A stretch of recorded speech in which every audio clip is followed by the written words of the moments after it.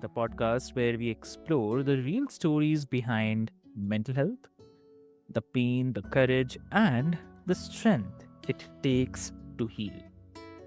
I'm your host Rafiq, and today's episode takes us into the heart of service, sacrifice, and survival through the eyes of someone who has lived it. And please welcome my guest, Anthony Ajduk. So, welcome to the show. Thank you. Glad to be here. Amazing. So, dear listeners, before we delve deep into the discussion, I'd love to introduce you with Anthony. So, Anthony served as a professional firefighter in Western Australia for 31 years. So, his career is filled with danger, laughter, and brotherhood.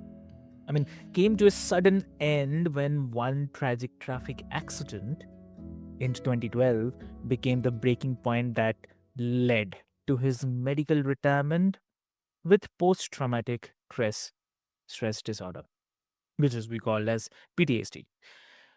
So he has turned that experience into a raw and powerful book titled A Firefighter's Life, which captures not just the flames he fought on the job, but the invisible fires he faced within.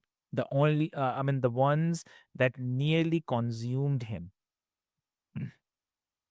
So, today we will talk about his journey, his recovery, and what every listener can learn about PTSD, resilience, and the cost of being a hero. So, I'll not take much of your time, dear listeners. Anthony, it's really an honor to have you here today. Welcome to the show. Yes, thank you very much. I'm really pleased to be here to spread the word on PTSD and hello to your listeners as well. Amazing, amazing. So, um, I mean, just wanted to start with like when the fire turns inward. Your book begins with the 2012 accident, the moment that changed everything. So, um, if you can take us back there for a moment, what was it about that particular incident that finally tipped the balance for you after decades of service? Well, it was an incident that was not necessarily different to other incidents that I had been to, but on arrival at this incident at about 1:30 in the morning, Mhm. we were confronted with a taxi that had Okay. been T-boned by a large four-wheel drive, driven by a stolen four-wheel drive, driven by a young adult male who was under the influence of alcohol or drugs. And Oh, the two passengers in the taxi were killed instantly. And the driver of the other vehicle was lying on the ground screaming that it wasn't him. He didn't do it. Did we see the driver running away? What was he going to do if he went to jail? He had two children. It wasn't him. okay. And it was at that point that Okay. I I just cracked.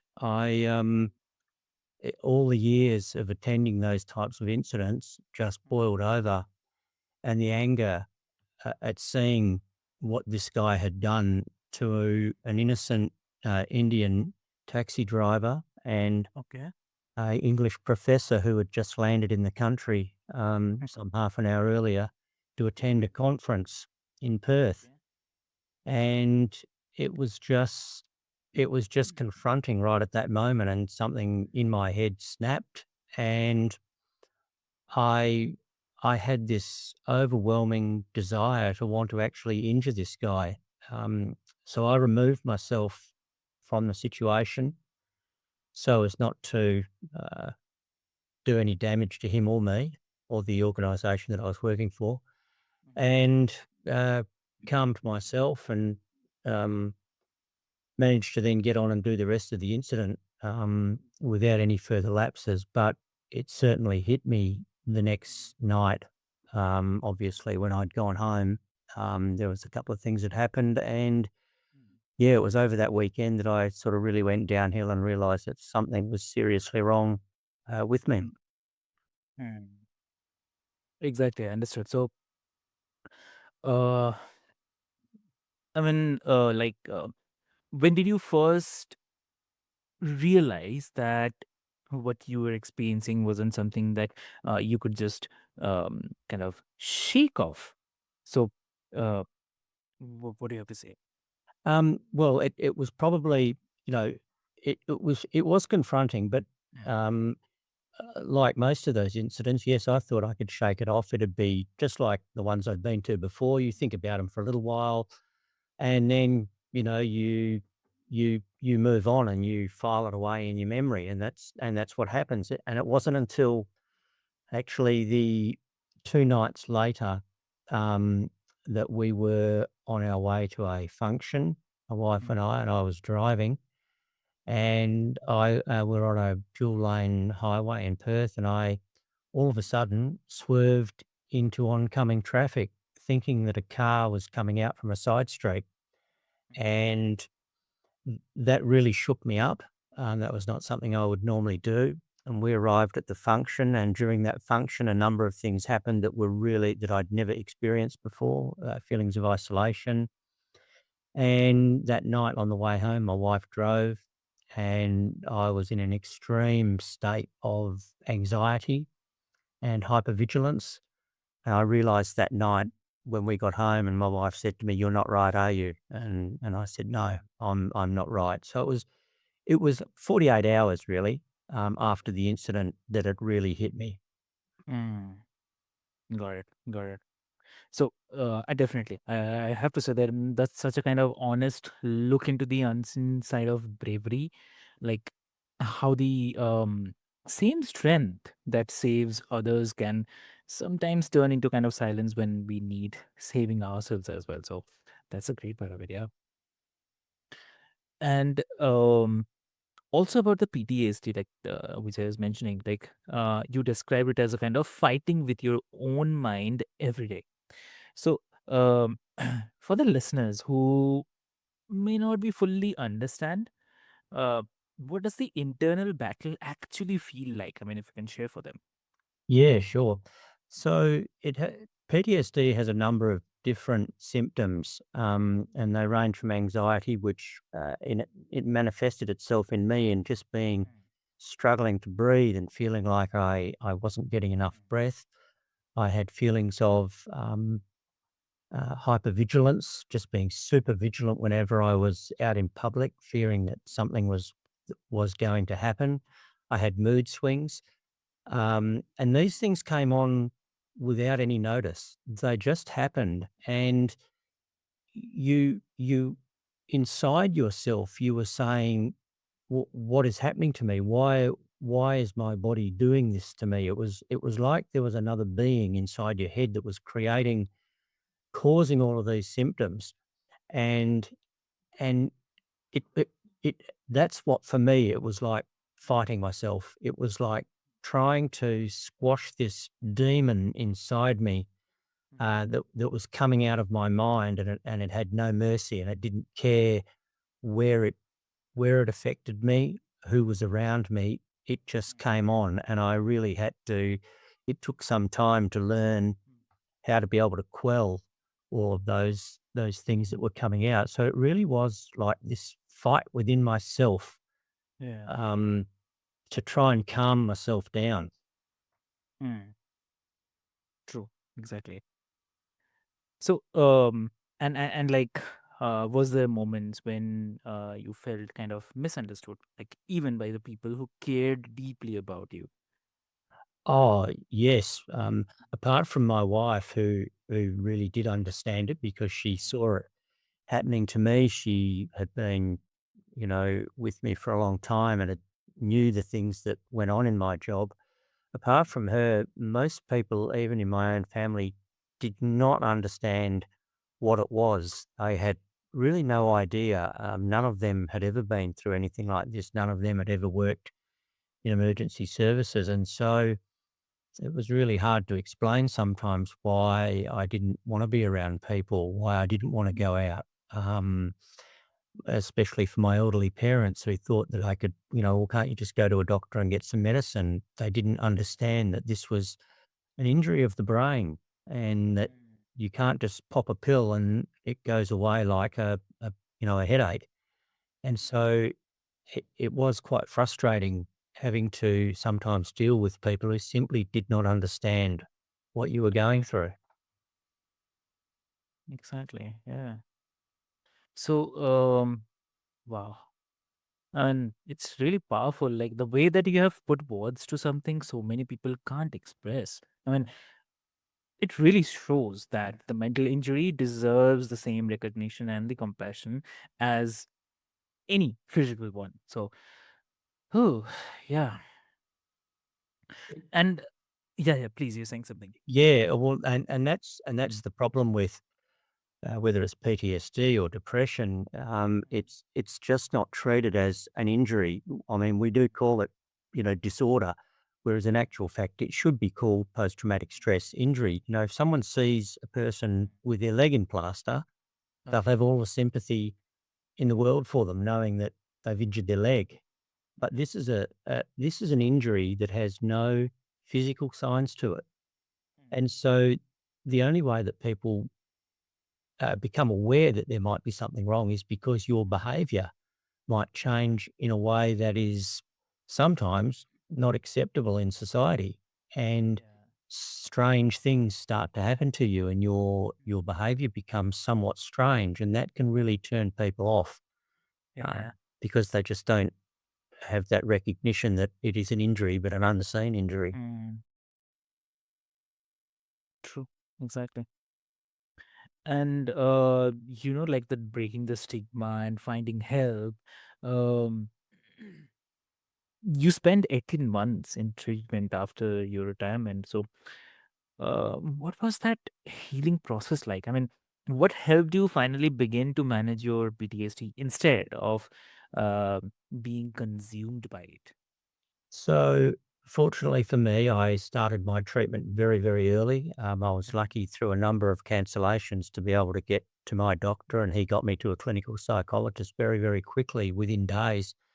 And it was through that clinical psychologist that Mm, she was able to explain to me mm, what was happening with inside my head, what my brain was doing, and mm, what parts of it were not functioning correctly, and why they were doing that. And so mm, understanding what was happening to you was a great help. She also gave me lots of breathing exercises and other things, advice on what to do that allowed me to stop the symptoms reasonably quickly once I recognized what was occurring to me. And so, my first obvious one was the breathing exercises, just to slow down, breathe, and get myself into a much calmer manner. And then from that, remove myself from any environment that might be triggering those symptoms. And mm. but it took a long time. It took a long time to be able to master those. Yeah, exactly. Exactly true. So, um, and also, like, what would you say to the first responders who might be listening right now and kind of recognizing some of those same symptoms in themselves, but are kind of afraid to ask for the help? So yeah, and look, that's pretty common, what you're talking about. It is getting better, but yes, for those people that might be listening that are first responders, if you're having any of those symptoms, it is imperative that you seek help straight away. It's you've got to treat it just like any other type of injury and not be afraid. The more we talk about this stuff, um, the more people will feel comfortable. And since my book has come out, I've had so many firefighters say to me that they are so glad that Mm, they read it and that they now realise they're not going through it alone. And it's even prompted a few of them to seek treatment, after many years of suffering. But yes, firefighters, or all first responders need to be able to talk about it amongst their colleagues, especially amongst their family, their partners. mm, That's imperative, and not be afraid to open up their heart, so to speak, and say that they are suffering, that they are having trouble dealing with some of the things that they see and do within that industry. mm. Exactly. So, and uh, today that you are living with but managing PTSD, and you have also turned your pain into purpose through the book, through your book. So, how has sharing your story changed your own healing journey? What do you have to say? Oh, it was a tremendous, Mhm.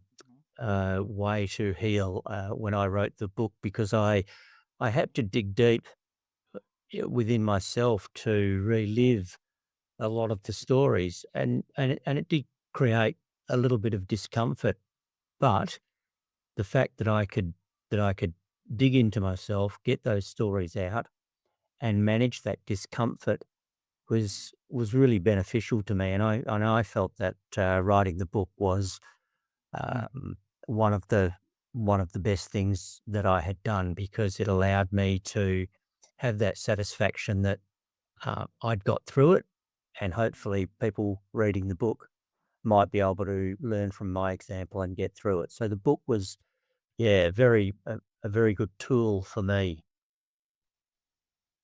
got it. Got it. So, and also like, if you could change one thing about how society views PTSD, especially in the first responders, then what would it be? What do you say? I would say that if I could change one thing about how society see it, it would be that they recognize that emergency service workers, first responders, deal with things on a daily basis that most people never see in a lifetime. Mhm. And we see things that we shouldn't see. And if people could just realize that, we that those things, uh, make us suffer, basically. And if they could just recognize that we are in a job where we are facing trauma, you know, Yeah. every day that we go to work. And Mm. that's not good for the mind. Yeah, exactly. Lovely. That's so heartfelt. And the idea that healing begins when we stop hiding our wounds and start telling the truth about them. So that's amazing. So, Anthony, thank you so much, not just for your service, but for your vulnerability. And I would say that you have helped us see that real strength is not about never breaking, but it's all about rebuilding one honest day at a time. So, your story reminds us that the trauma doesn't end when the sirens go out and quiet, but it lives on in memories, in families, and in hearts. But so does resilience, and so does hope, right? So, for everyone who is listening, if you or someone you love is struggling with the trauma or PTSD, please reach out. There is no shame in seeking help. And also read Anthony's book, A Firefighter's Life, to truly understand what courage looks like when the flames are internal. And Anthony, if someone wants to connect with you, what will be the great medium to connect? Sorry, I didn't quite hear the question. Sorry. I'm saying, like, if someone wants to connect with you, what will be the great medium? They could, get onto my Facebook page. Uh-huh. Um, is probably the best way through social media. I've got, Anthony Ajduk, my private page, and then I've got Anthony Ajduk, author. Both of those pages will get through to me. Um, yeah, more than happy to connect with people, and yes, and my book's available on Amazon in ebook and paperback. Amazing. Amazing. So, great, dear listeners. I'll put all the links into the show notes for your easier friends. And with this hope, this is Healthy Mind, Healthy Life. I'm your host, Avik, and reminding you that healing starts with conversation, compassion, and the courage to keep showing up. So, until next time, take care of your mind. It's the bravest part of you. So, thank you so much. Thank you very much for having me.